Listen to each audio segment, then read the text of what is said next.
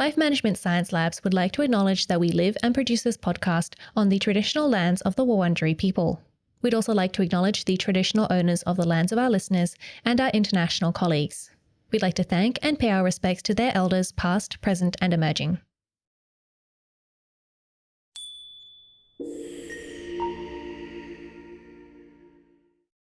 Hi everyone, and welcome to Room by Room, the home organisation Science Insights podcast, produced by LMSL, the Life Management Science Labs. We're champions of life management science, providing structured insights informed by science and inspired by practice on key aspects of conscious living. Each week we bring you scientific and practical insights on each element, with the expert knowledge of professionals in the field. I'm your host, Gabriella Yastra, coming to you from Naarm, Melbourne, Australia. Let's begin. Hi everyone, and welcome back to the show. In this episode, we'll be exploring the topic of food insecurity and the unique challenges of eating nutritiously while living in substandard conditions. We'll be describing what it really means to be living in squalor and how this affects access to good food. To guide us in this topic today is Dr. Stella Sabi, who obtained her doctorate in food security from the University of KwaZulu-Natal in South Africa. She has presented her research findings at several local and international platforms, including the first SA Higher Education Colloquium on Food Insecurity at universities, the 9th Annual Teaching and Learning in Higher Education Conference, and the 2016 New York City International Academic Conference on Education and Social Sciences. With a background in policy and development studies, Dr. Sabi has authored scientific peer-reviewed journals and book chapters on food security, land policy, and HIV/AIDS treatment policy advocacy. Dr. Sabi has also worked as a senior researcher at the Institute for Pan-African Thought and Conversation and as a postdoctoral research fellow in the Faculty of Science and Agriculture in the area of food security under the Department of Consumer Sciences, University of Zululand. So we are very excited to have Dr. Stella Sabi on the show today. Welcome, Stella. To introduce us to our topic today, I wanted to ask you, what led you to pursue your research in food security? First of all, thank you for having me on this good program, on this podcast. What motivated me to venture into food security were the Millennium Development Goals of 2000 that were to be fulfilled by 2015. And the goal number one was about ending hunger. It was about hunger and poverty. So that actually meant that the issue of food security is very cardinal for all of us on this planet. Yes, so that was one of my inspirations there. And looking at 1 billion people, by 1990, about 1 billion people were food insecure. But by 2015, I think it was about 700 million, that number dropped, although we still have high numbers, especially in regions like Sub-Saharan Africa, where I am. Amazing. Well, that's really interesting and fantastic inspiration for your studies. And secondly, just to get to know our topic a little bit more, what would you say is the most common misconception about living in squalor?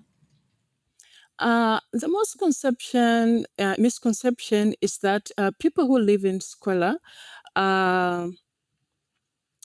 are lazy. They are perceived to be lazy and are perceived to be unclean, that these are people who just don't like cleanliness. That is the first misconception. However, that is not even incorrect. Living in squalor is occasioned by various factors that are most of them are even beyond our human control. People who find themselves in such situation are not necessarily lazy, but they do suffer from there is a range of mental health problems that people go through.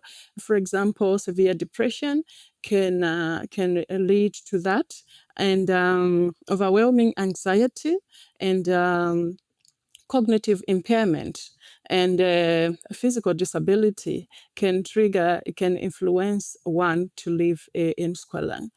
And I can also talk about the other misconception that I know of, is that they are not even ashamed, that people who live in squalor are not even ashamed of of their environment.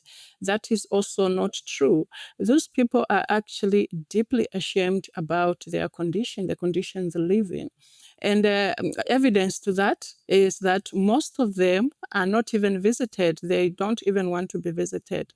Not necessarily that they don't like people, but they don't want to be judged. And not wanting to be visited is also a way to protect themselves from being harassed, being tormented, and being judged. So they would rather keep to themselves so that what, for lack of better terms, the filth that is around them, the unpleasant smell and the unpleasant sight is not really exposed to the public. Yeah. And then the other misconception I can go on is people think that those who are in Squalor are also, they exaggerate it and misinterpret it with holding. However, there's a difference between holding and living in Squalor. For people who have this holding condition, although it is also a psychological condition or disorder, these are people who find it extremely difficult to part from their household possession. They find it very difficult and disturbing to do that. However, people who live in Squalor are willing. They do want to. They have no problem in parting with their possession. The difference is that for living in Squalor, people feel the morale is significantly diminished, and the capacity to attend to their daily activities, such as cleaning and maintaining a household, is severely compromised. They just feel too paralyzed to do that. But those who are in holding do not want to let go of their possession, and it's not their fault. It's because of that condition that we'll talk about. Some of these conditions could result from trauma. Trauma can make people react in different ways. Yeah, that is what I can say about the misconceptions that I know of. Absolutely. There seems to be so many misconceptions, and you've explained those really well. Before we go into our topic a bit more deeply, we wanted to just get to know you a little bit better. So my first question for you is, what do you like to do in your spare time?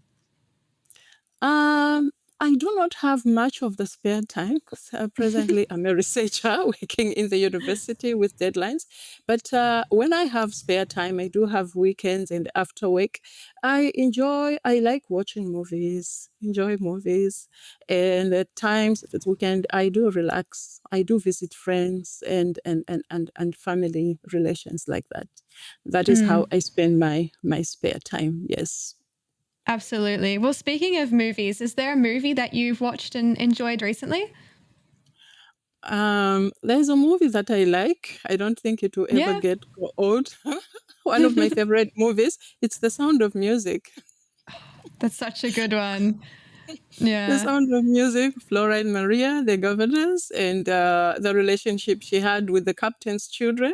And I like the way it ended. It's also a love story. How she was a novitiate like, in the Catholic Yeah. Church, and ended up living a secular life. And I like the way it ended. They had to walk all the way from Austria to Switzerland. Yeah, Yeah. and I like the music because it's the sound of music. Yeah. Oh, it's absolutely beautiful. I love that movie as well. My next question for you is, do you have a role model or somebody who inspires you? What I can say is that I do not have a single role model. There are several role models who have inspired me. I can start from my family, maybe because Mm. yes. I'm not ashamed to say that I was raised with God in my life. So Hmm. my grandfather he worked with the missionaries. Originally, I was born in Zambia and I come from the northern part. That is where the Christian missionaries settled. And he was an evangelist. He worked under the Free Church of Scotland. So although we never met physically because I was born long after he had died, but I was born in the Christian family. So the teachings and the values they gave me, they are my role models, especially my late grandfather. Then away from the family fold, one notable role model one inspiration I have is Wangari Muta Matai of Kenya, the first African, a black woman in Africa to receive the Nobel Peace Prize. She was an environmentalist and peacemaker and advocated for democracy. She's my inspiration because she advocated for afforestation and just what she achieved. I think she did a lot, and you can see that there is also a close relationship and link between food security and environmental care. Absolutely. That's so beautiful what you've shared there about your grandfather as well. Thank you so much for sharing. My final question to get to know you a little better is there a course or a class that you've taken that has inspired you? Yes, food security. I was inspired by food security as a course itself. And before food security, I studied policy and development studies. And that was at my honors degree level here in South Africa. I was inspired because the case study was about the climate change and we're looking at the Kyoto Protocol. And South Africa was hosting in 2011. So going through the policy cycle, we're looking at environmental factors and the relationship between the climate change and food security, extreme weather patterns, and stuff like that. Then I decided to now venture into food security, though at doctorate level. Yes, that's very interesting. Thank you for sharing that. I love hearing about the path that you've taken to get to where you are now. So we're going to dive right into our topic for today. And firstly, before we go too deeply, we just want to define a few of the terms that might be coming up throughout this podcast. So my first one for you is, how would you define home organization? Home organization, in my view, it refers to the systematic arrangement, storage, and maintenance of the living space in such a way that it creates or supports a functional living environment, and it reduces health risk and safety risk. That is a home organization. So it is also characterized by creating spaces or designated areas where you can pack your household belongings. If you know where the cutlery is, you have to put it, you create space for that. The most importantly, it is the sleeping area, the cooking area, and also the bathroom, because you have to do with the sanitation. That is what I can say about home organization. Yes.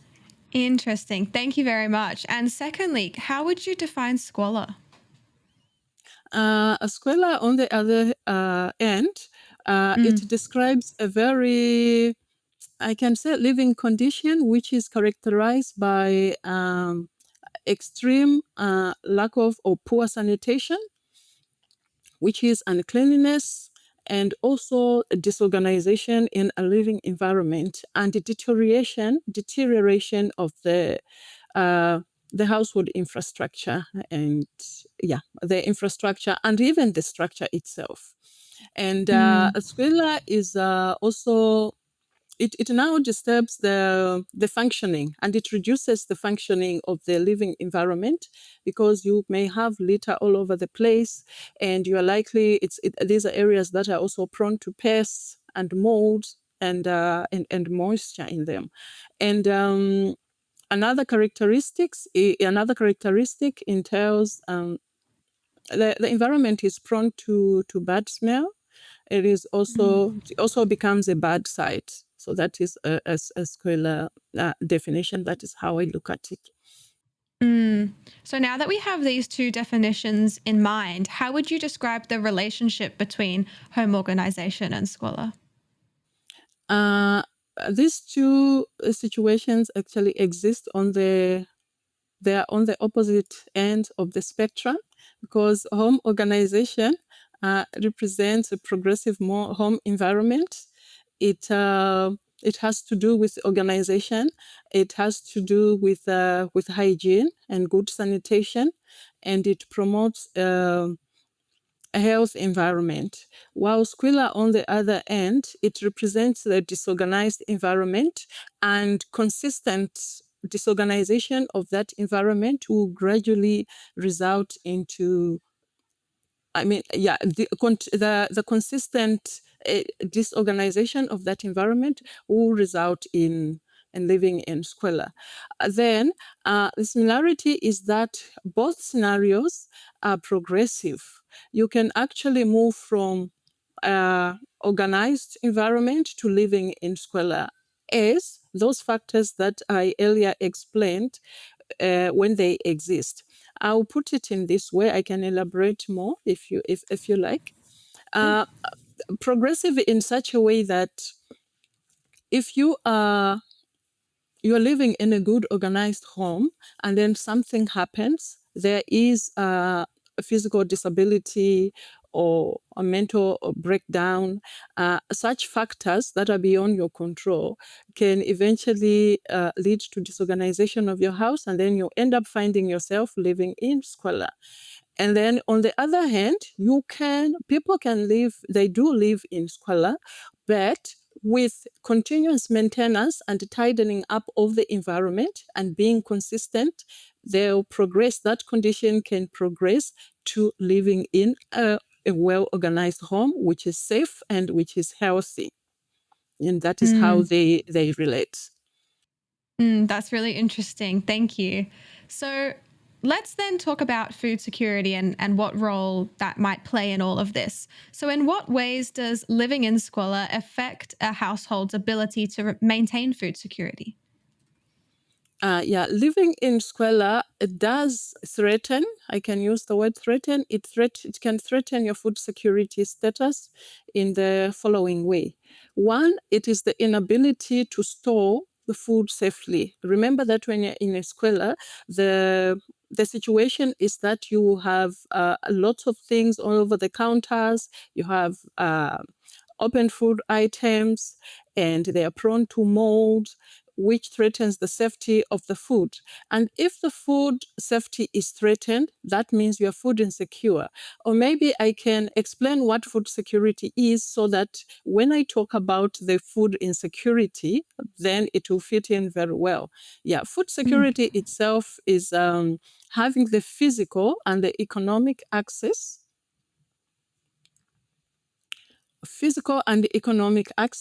to nutritious food on a being consistent. There should be stabilization in that, and there should be a dietary diversity, including food preferences and food choices for an active and health living. And the other important element of food security is safety. So these elements, I can list them. There's stability, availability, there's access, there's food preparation and utilization, which is about consumption. So the way living in squalor can affect food security is that of safety. Definitely safety is threatened. It is highly compromised.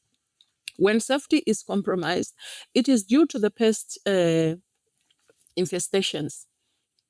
And then if there's pest infestation, that food is not suitable, especially if it is edible. You cannot eat it, otherwise it is going to affect you. So it now threatens your food security status. Another one is accessing the food preparation area. Due to smaller space for food preparations, because the environment is a squalor kind of environment, so you cannot even access. And the accessibility and utilization of the food is a fundamental element in food security. So when that is compromised, it means that due to squalor, even the appliances, they may be broken or you may not reach them. And the cooking equipment, if you have compromised the cooking equipment, you may not even prepare your favorite meal, because the food preferences is one element of food security, and it also diminishes your choice. So accessing cooking surfaces is very important, and the cooking equipment that you need, that could be a stove, gas, or electric, and the surfaces for that food preparation is very important. Then living in squalor also increases the chance of food spoilage, which now comes for compromised safety and resulting from mold or pests, And there are also human waste and animal waste that lie around, because Squalor is about typically living in an unsanitary condition that is beyond what, for lack of better terms, beyond what we call a mess. It is so messy, that is why it's called Squalor. Yeah. Then the other factor, because there are a number of factors that can affect that can threaten your food security status if you live in Squalor. You have the reduced capacity to plan adequately for your shopping and for selecting the appropriate meal for your food, because you do not have much time for that, because you will be stressed and you get to worry about even your space and how you are going to prepare your food. So living in a substandard environment really threatens or diminishes your food security status. There is also the impaired ability to track your food inventory. This is what I spoke about, and which now results to food wastage. If food is spoiled, it means that you are going if the food will not be consumed, it will go to waste. I think that is what I can say about the relationship between food security and food security status and living in Squalor or substandard conditions. Interesting. Well, that was I learned a lot just during that. That was such an in-depth explanation to something that I really don't know that much about. When somebody starts to talk to me about it like that, that's really fascinating. You mentioned health and sanitation. Can you tell us a bit more about what ways do the issues of food security intersect with the other challenges, such as health and sanitation? It's true that they intersect. There's a close relationship.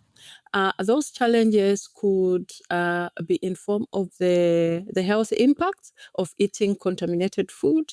Yes, when you eat contaminated or spoiled food, it's going to affect your health.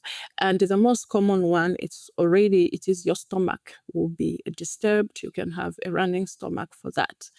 Other health challenges may also include what can I say? There are allergies, especially for people who are asthmatic or breathing problems. You may worsen and you may increase their vulnerability to that condition when you live in Squalor. And then there's also social isolation. Social isolation means a limited access to the community resources that are available to assist those who live in Squalor. Remember earlier on, I said that the people they feel deeply ashamed about their situation, such that they begin to isolate themselves from the greater society or the community. So that will diminish now their chances of them getting the necessary help that they get. So this is how they intersect. And if the community resources may also include food banks. Food banks and donations. And if they're already living and they're very low household income, or maybe I forgot to talk about poverty, that poverty also poverty increases the chances of people to live in Squalor due to inadequate of goods and services. And those who are from a very low income households are likely to suffer more, and their food insecurity status will increase. And by the way, food insecurity, it does have, there are degrees to food insecurity. And there is also what you call vulnerability to food insecurity. So such degrees include, you could be moderately food insecure. You have all the meals, but it may not be nutritious. But severe food insecurity would mean you even skipping meals because you do not even have the resources and the means to acquire that food. When food access is affected, you become severely food insecure. Yeah, just to keep that in mind. And the other one is also, it relates to hygiene issues. People who live in unhygienic environment means that it is going to complicate their food safety. And the food safety, I explained earlier on that it is one key element of food security. and utility disconnection, damaged appliances, and apart from appliances, in case of disruption in terms of water and electricity or energy to prepare your food. Those are things that happen, and when that happens, it will prevent you from the proper food preparation, which is culturally acceptable. I hope you know what culturally acceptable, what that means. If, for example, you're Muslim, yeah, there are different cultures regarding food. There are certain people who don't eat Yeah. certain food. Yes, so that will also threaten that. And other conditions may where food insecurity intersect with other challenges is transportation for those who live in remote areas. Let's say, for example, Aboriginal communities in Australia, or the islanders, or those who live in regions that are considered to be food deserts. That will be food access becomes a problem. And if they are living in Squalor, that will even worsen the situation, because transportation costs are added, and especially for fresh food, especially for fresh food or perishable food. And when they even access that food, it tends to be quite expensive. And adding to that, if they are poor, because those who live in remote areas like Aboriginal and some islanders, especially Aboriginal communities, they are even more vulnerable to food insecurity due to transportation costs. That is how it affects them, because food may not be very affordable. There are the right amount of food which they need on a daily basis, because they should be food stability. Which means all the time. And you should not worry about where your next meal is coming from and how you are going to acquire that meal. That's very interesting. There's a lot of different factors there that are coming into play. My next question for you then is, you mentioned people on a limited budget, or people that are living, perhaps just above, barely even getting minimum wage if they are able to work. My next question for you is, how can individuals maximize their nutrition on a limited budget, especially in areas, like you said, with poor access to fresh foods? Okay. Yeah, people can survive on a limited budget. It's not that easy, but they can strategize. There are certain measures they can take in order to improve or to maximize their nutrition and their dietary needs. They can prioritize nutrition dense food or shelf stable food. Nutritious food may include having protein. They can have protein. And if they can secure dried foods like beans and canned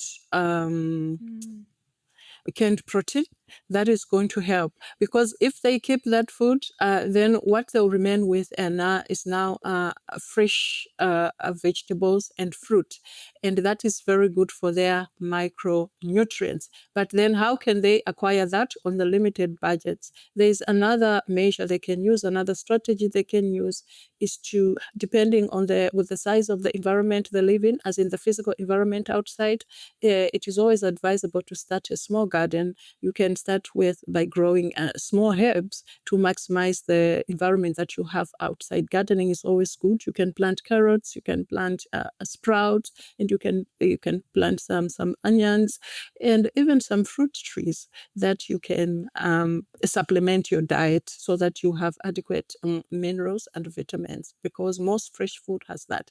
Then you can also have a chicken coop. You can get your eggs from chicken, and a meat product from chicken, which is actually fresh.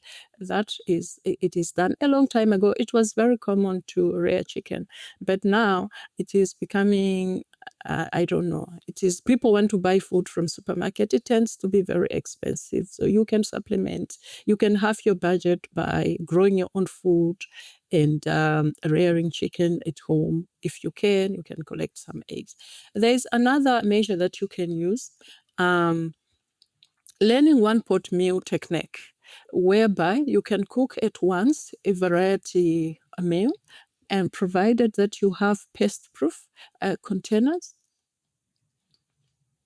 pest-proof containers, or you cook various dishes in one day, and then you package them, keep them in the fridge. And then all you do, you can cook even for a week. There are people, you see people cooking for a week here. I work in the university. You see students in South Africa. I can use South African context. This is how students survive. They will cook in bulk on a day, and then preserve that food. They keep it in the fridge. And then for a week, they can stay for a week without even cooking. And that is good, because all they have to do is to warm the food. And then if they have fruit and they have vegetable, they can only add that to their diet. So that is also one way. Yes, another way is you can put your things together, your funds together. It's a group buying. Depending with the community that you live in, you can put your resources together, your financial resources. That is why it's always good to network and to be friendly to people. You don't have to be ashamed of your financial circumstances. If 2 or more people put the money together, you can do what is called bulk buying, and then you divide that food. It becomes less expensive and it's economically viable, especially for low-income earners. Those are some really amazing strategies that you've shared with us. So thank you very much. When you were talking about making the garden, I was like, that's such a good idea, but I totally forgot about the chickens. I actually used to have chickens as well for eggs. So that was really interesting for me. On the other hand, what can individuals do to reduce food waste in homes, especially if they're lacking proper refrigeration or storage space? What they can do first is to avoid food waste. What you can do is your food preservation. There are food preservation methods. If you lack refrigeration, that the traditional one includes salting or drying the food. You can smoke, you can have a protein like meat products. You can do smoke, and then you have dried ones. And alternatively, even what you buy to avoid food waste, instead of having a fresh milk, you can buy powdered milk. And remember that most children, in fact, infants and babies, they don't even drink a fresh milk. They recommend a powdered milk. So you can have powdered milk, and it tends to last longer. With powdered milk and the container, simply keep it. It lasts you a month. It normally expires after 1 month. Then the other one, to avoid food waste, is also have clean surfaces around your cooking areas to avoid cross-contamination. When you have cross-contamination, you start wasting the food. And when there's food wastage, you cut your food supply. Your food supply is now damaged, and you risk being food insecure or severely food insecure. Yes. And then the other one, to avoid food waste, you also prepare food that is only sufficient for you for the day. Instead of, for that bulk cooking, it was about the other facilities that you have, like a fridge. Let's say you can put that food in the fridge. But if you have a malfunctional furniture, you have a malfunctional fridge, or you don't even have it at all, you just cook what is sufficient for you for the day, and you consume it within 24 hours, and then you can warm it and just avoid having leftover food for another day. If you have food leftover, you had it in the afternoon and you have it for supper, it should be sufficient so that you can avoid wasting food. But hygiene practices are also, and sanitation, good sanitation is very important. You avoid food spoilage. Yes. Then you can buy tinned food for meat, for proteins, and you can get cereal like oats. It is also good because it rarely expires. It's not very fresh, and it rarely expires early.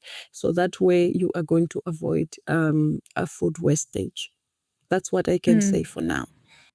Yeah, absolutely. Those are some really good strategies as well. So, in terms of a more active approach, what innovative solutions have you seen implemented to support those living in squalor? Okay. I have seen solutions such as mobile cleanups for people who live in Squalor, and sometimes they are combined with food assistance.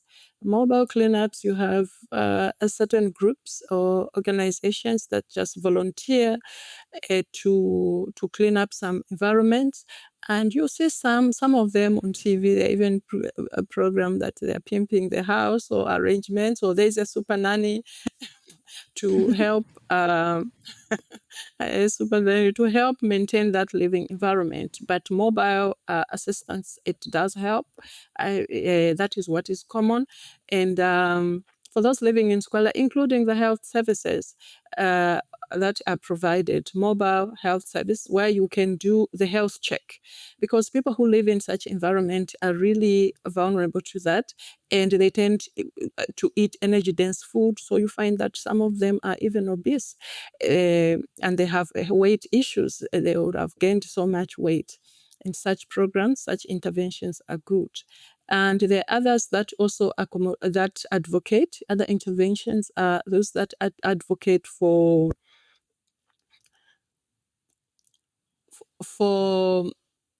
good housing and accommodation that is cheaper and viable, that they are not exploited if they're renting, or they are not exploited when they are purchasing that environment, that they can actually afford it.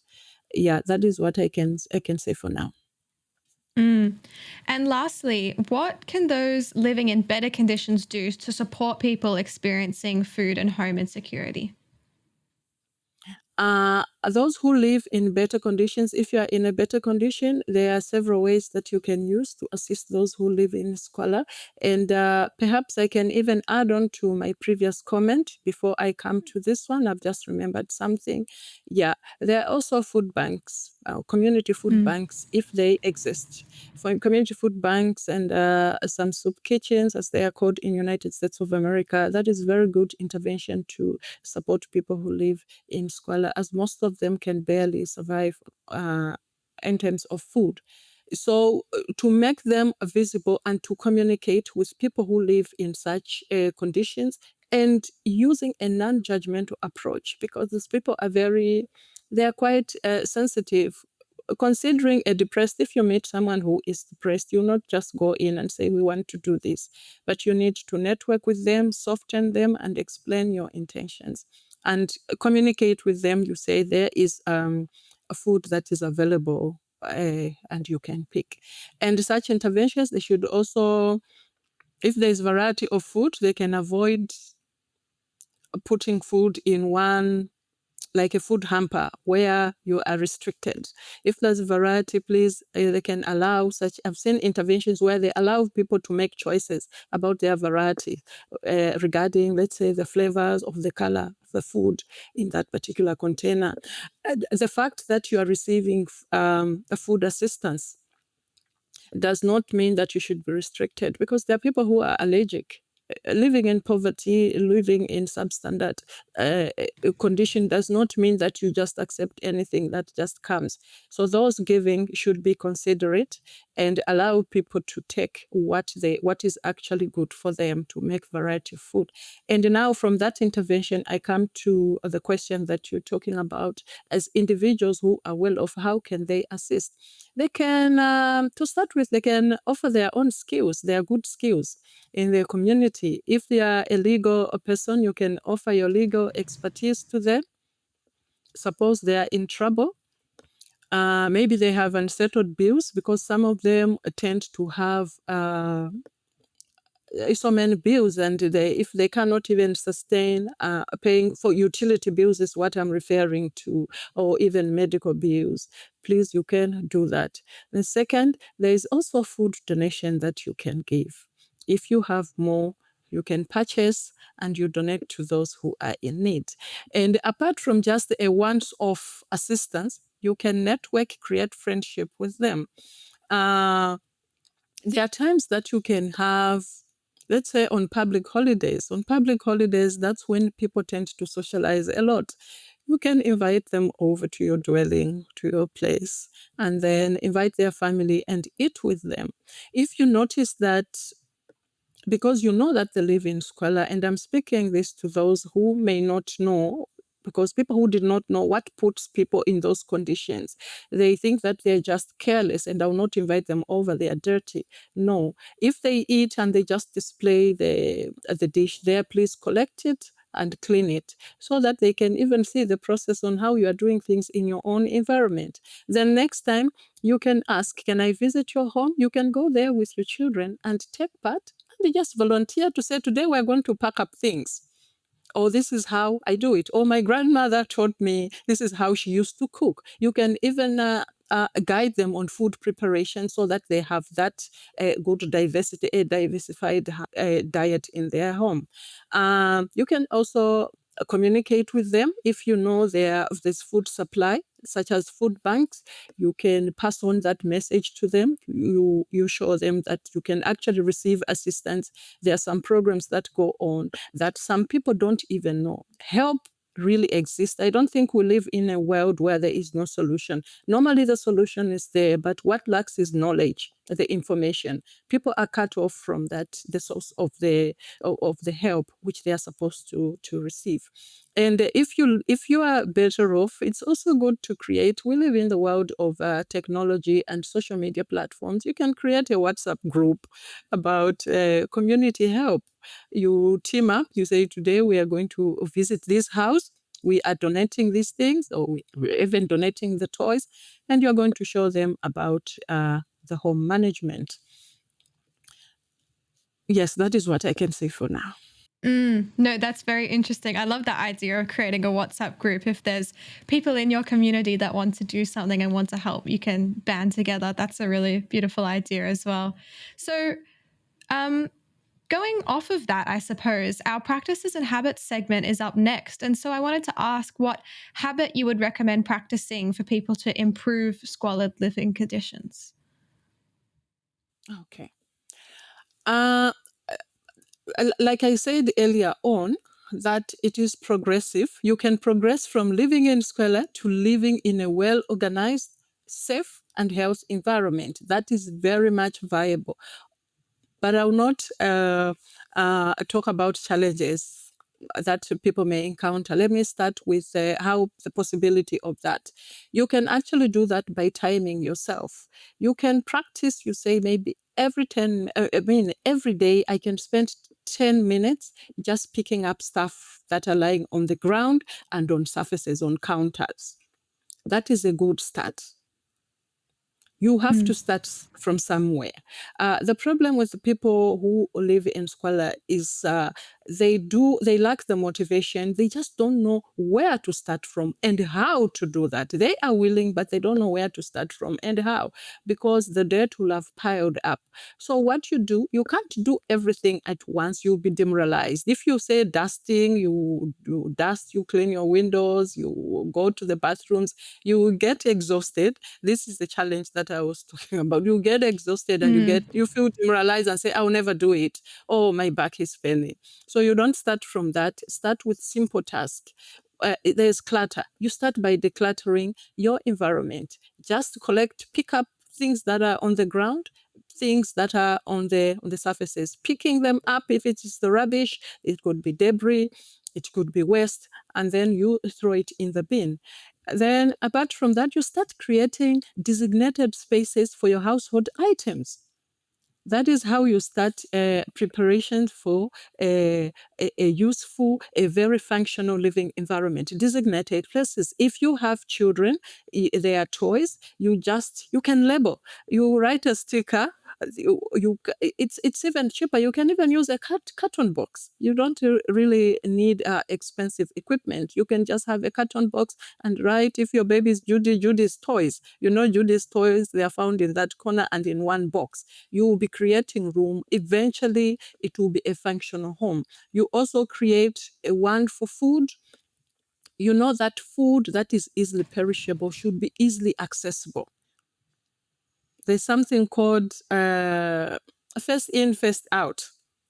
where you start with food that you bought first. You know the expiration date is soon. Please consume that early and put it in if it is the counter, put it over your counter that is very visible. Because if you don't do that, sometimes food gets and the food ingredients are lost in the clutter. To avoid that, put it in front. You'll have created that beautiful space. You know that you're going to eat this food and you tend to save. And it also pertains to food safety and also good storage. And apart from that, like I spoke about technology, that now we live in the world of technology, that even the poorest in Africa do have phones. They may not have electricity, but they do have gadgets. So you can take a picture to motivate yourself because you don't know where to start from. How do you start? Document your own progress. If you document your progress, it will be very good for your mental outlook. You will begin to see that your mental outlook is actually improving. Take pictures of before. You can say before and after. Before you were picking up things and now you pick up things, then you go through, you entertain yourself, go through your phone, go through your pictures and say, okay, so this is how the environment was, and now I can see changes. Because with your physical eyes, you may not see the changes because it's a gradual process, especially when there's too much dirt. So you can actually use the phone to take picture of before and after. You clean up your bathroom, before you clean, take a picture, and after the cleaning, you take a picture. It is before and after. You progress like that, and then you feel more motivated and you know where to start from. That is another strategy that you can use. But then the trick is that you have to be consistent. You are supposed to practice that every day. The moment you stop, you fall back into a disorganized home and you are likely to fall back into living in squalor. So you just try with that simple practice. You just begin with a simple practice. If it's food, please have a habit of checking the expiration date. If the expiration date is there, put that food right in front because when you have so many things around you, you are likely to forget and the food will expire. So just make sure that you read. And at times you don't even rely on expiration date, but just displaying it, you can see that I bought honey. You know that honey the expiration date is very far, but you keep it in front so that you can use it because it's nutritious food. Yeah, that is another trick you can use. Then you can avoid buying sugars, energy dense food. I know it is easily accessible, it is available, and it is cheaper. Avoid that temptation. You can drink lots of water. Water is food. The most basic food we have on earth is water. There is no food without water in it. Whether it is dry, it is as dry as a rock. Initially, it had water in it. Water is a living thing and you need it. So that is the practice that I can recommend. And then you also network. You're living in Squalor, please just learn to network and open up about your problem. You say, you know what? I used to, when I was younger or a long time ago, I had the energy, this house was sparkling clean, but suddenly I'm postponing because it starts by postponing what your daily activities. That is what gradually results in living in squalor. But if you communicate, and then you may get some lessons from others, they may share with you how they practice living in a good health and habitable environment. Those are some fantastic practices. Thank you for sharing. And you mentioned at the beginning of that lack of motivation was a key challenge that people face when they want to start implementing these practices into their lives and into their homes. Are there any other challenges that you find are very common when people are trying to do this practice? Yeah, the challenges they may forget. Yes, they may forget to do the task. And when they forget, they fall back into discouragement just because they skipped. Remember, I said make it a practice and do it every day. So when they forget, they are likely to fall back and say, no, it is not working. You don't have to give up. Even if you forgot, do it the next day. Just try to do that the next day. Yes, until you maintain that a good living condition. That is one challenge. Then two, it is also resources. People think that they need so many resources, they need products, cleaning products tend to be expensive, but they actually last. And you can save your money by cleaning regularly so that you don't have to spend the bulk on the cleaning, on strong cleaning products that involves disinfecting your environment. Just that exercise of cleaning up, it does help.